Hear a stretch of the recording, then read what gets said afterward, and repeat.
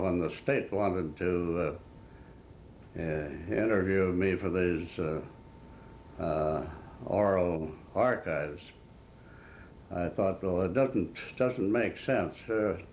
I was a one-term legislator and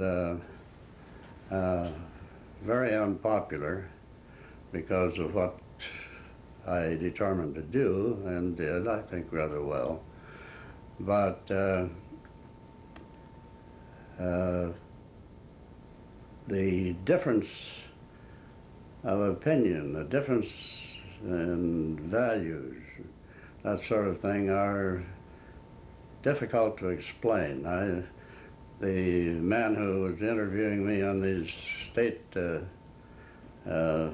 recordings said, well, was there anyone, Mr. Canwell, in your knowledge who was opposed to what you were doing who wasn't a communist or a communist dupe or such? I think he was, it's a snide question. He was trying to bait me. So I told him, yes, there were many people who didn't agree with me. They weren't all communists, and I'll name some for you if you wish that I do so. So I did. I said there was one who was a senator from my district.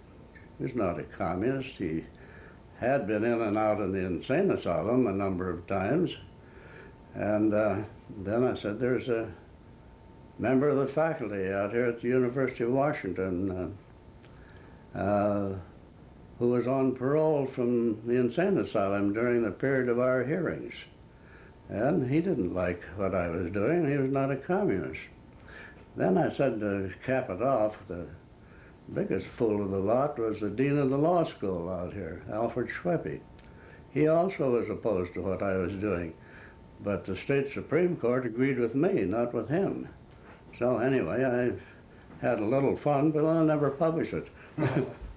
But anyway, these two were certified loonies, and the other one should have been. But anyway, I used to be invited out to the university every once in a while by some faculty group, or usually they were not top faculty. But I'd be invited out there, I think, hoping they could make a fool out of me, and it isn't hard to do.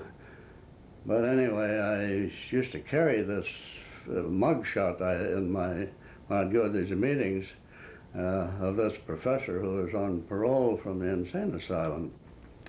And so after a few questions from somebody like, isn't there any way you can get headlines without destroying the reputation of a great university, and so on, they'd give me that usual line.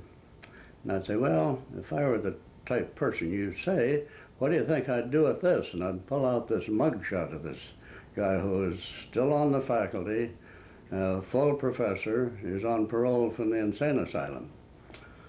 So I thought that disproved the idea that I was reckless in what I had to say about the university.